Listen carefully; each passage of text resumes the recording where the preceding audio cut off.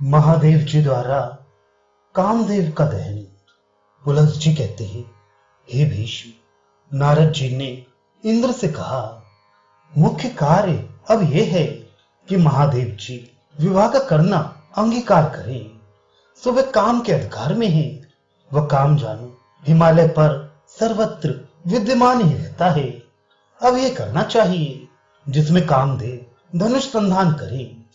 कार्यदर्शी नारद जी ने जब इंद्र से ऐसा कहा तो भगवान पुरंदर ने आम्र के अंकुरों को अस्त्र बनाने वाले काम का स्मरण किया।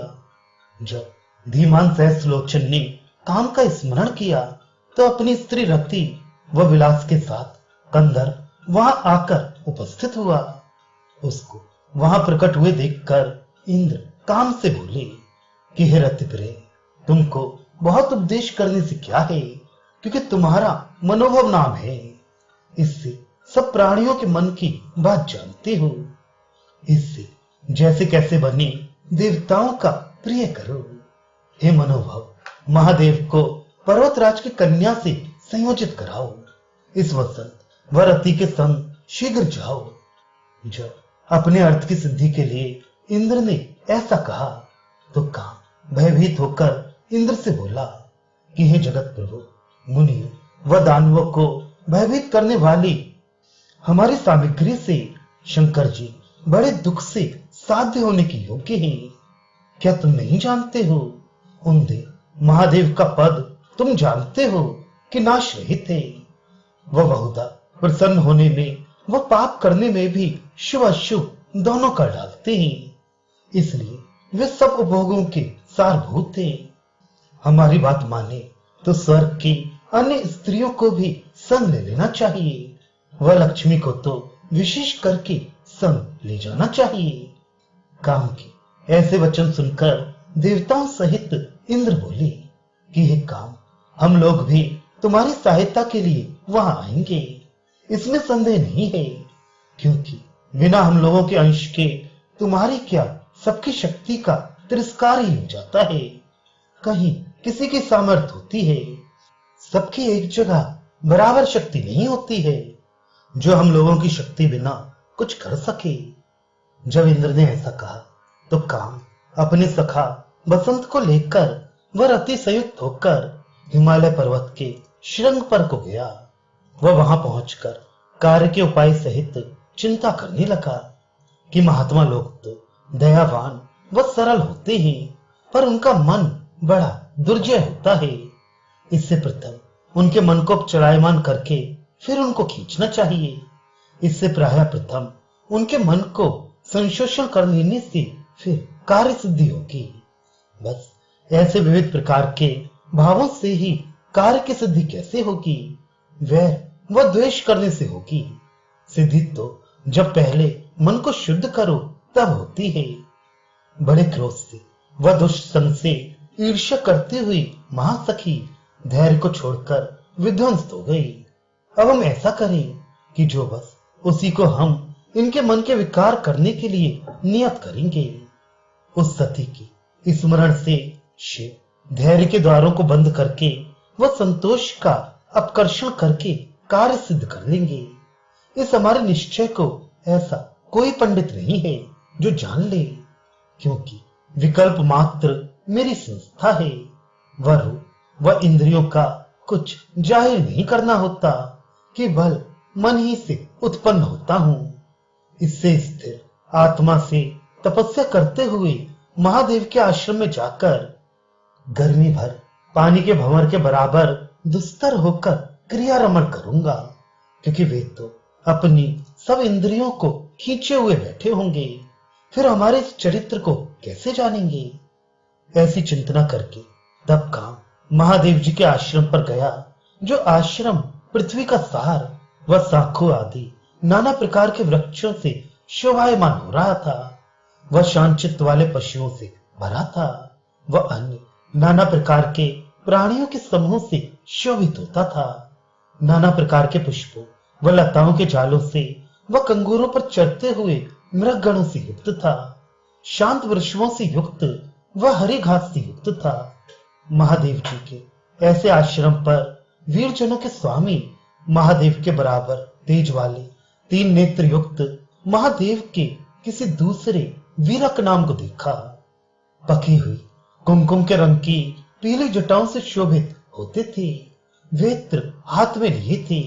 वह स्वस्थ वह भयानक केशों से रहित रूप से भूषित थी। वह नेत्र मूंदे कमलासन पर बैठे हुए ध्यानावस्थित अपने नेत्र कमलों से नासिका के अग्रभाग को देख रहे थे। अति मनोहर सिंह की खाल का रुमाल लिए ही कानों में निश्वास रहित सर्पों की फड़े विराजित थी। वह भी सर्प कानों के नीचे कपोलों पर तक लटकते थे। वह ऊपर सिर पर की जटाओं को चूमते थे। वह वासुकी नागराज गले से नाभि पर्यंत लटकते थे। वह आप ब्रह्मांजलि जोड़े अन्य बहुत से मोटे ऊंचे महाविष्णु नागों से भूषित थे। ऐसे शंकर जी को देखकर काम धीरे धीरे उनके समीप गया। वह भ्रमरों के झंकार से शोभित होकर मुख के समीप पहुंचा। वह कान के छेद में होकर मदन महादेव जी के मन में पहुंचा। वह वहां धीरे धीरे भ्रमर के समान मधुर शब्द से कुछ गाने लगा। उसे सुनकर महादेव जी ने दक्ष प्रजापति की कन्या सती जी के भोग के वास्ते स्मरण किया, क्योंकि मन में काम के निवास करने से अनुरक्त हो गई थी। सती जी आकर धीरे से उनकी समाधि भावना को दूर करके प्रत्यक्ष रूपिणी होकर मन में स्थित हो गई। बस महादेव जी का मन उन अपनी प्राण प्रिया में ऐसा लगा कि तन्मय हो गए। यद्यपि सब इंद्रियों को अपने ही वश में किए थे, पर काम के विकार से युक्त हो गए। वह काम से व्यथित होते ही उनको कुछ क्रोध हो आया, परंतु धैर्य को धारण करके मदन की वासना को दूर करके योगाभ्यास में आरूढ़ हो गए। तब काम उस माया से जलित हो गया। इच्छा शरीरी तो था, जो कि दोष का स्थान महान आशय वाला जिसको कोई नहीं जानता। सो वह काम वासना वह व्यसनात्मक मछली की पताका लिए महादेव जी के हृदय से निकलकर बाहर खड़ा हुआ। उस समय उसका मित्र वसंत ऋतु भी उसके साथ था। बस वसंत की सहायता से पवन को कपाए हुए आम्र के वृक्ष को देखा। तब काम ने पुष्प के गुच्छे को बाण बनाकर महादेव जी के वक्ष स्थल में स्थापित किया। वह मोहन नाम बाण को मकर ध्वज ने चलाया। वह बाण श्री हर जी के परम शुद्ध हृदय में पुरुषाकार होकर लगा, जिससे फिर किंचित विमोहित से हो गए। जब इस प्रकार हर जी हृदय में काम बाण से विद्ध हुए, तब यद्यपि महाधैर्यवान थे, पर काम के वशीभूत होकर कांपने लगे। बाद इसके प्रभुता से भावों का आवेश देखा। वह ऐसे आतुर हो गए कि अपने आप आसन पर से उछलकर यद्यपि अच्युत थे, पर काम की व्याकुलता से बहुत प्रकार के अनर्थ वाक्य बकने लगे। वह काम की प्रवृत्ति हुई। तदनंतर महादेव जी को इतना कोप हुआ कि उसके अग्नि से तीसरा नेत्र धधक उठा। वह खुल गया। जो नेत्र रुद्र जी का प्रलय समय में संहार करने के लिए ही खुलता था, उसे मदनाग्नि के हृदय में स्थित होने पर हर जी ने अच्छे प्रकार खोल दिया। वह उस नेत्राग्नि की चिंगारियों से जलते हुए स्वर्गवासी चिल्लाते ही थे कि कंदर्प के नाशक श्री हर जी ने काम को भस्म कर डाला।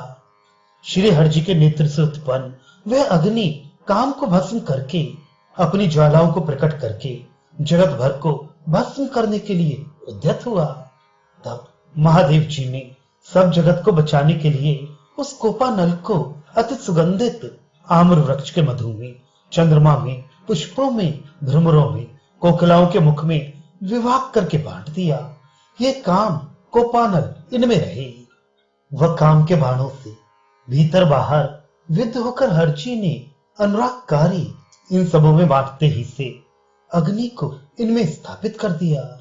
सो लोगों को संक्षोभित कराने वाले उस कोपा नल को जब से हर जी ने इन पदार्थों में बांट दिया है, तब से जब कभी कोई कामी पुरुष आम राधिकों को देखता है, तब अत्यंत काम से पीड़ित होता है। वह कामाग्नि से उसके हृदय को जलाकर ये पदार्थ काम को उस वियोगी प्राणी के सम्मुख खड़ा कर देते हैं, जिससे वह पुरुष दुख के वश हो जाता है। श्री हरि के कोपानल युक्त हुंकार से भस्म काम को देखकर उसकी स्त्री रति वसंत के साथ विलाप करने लगी।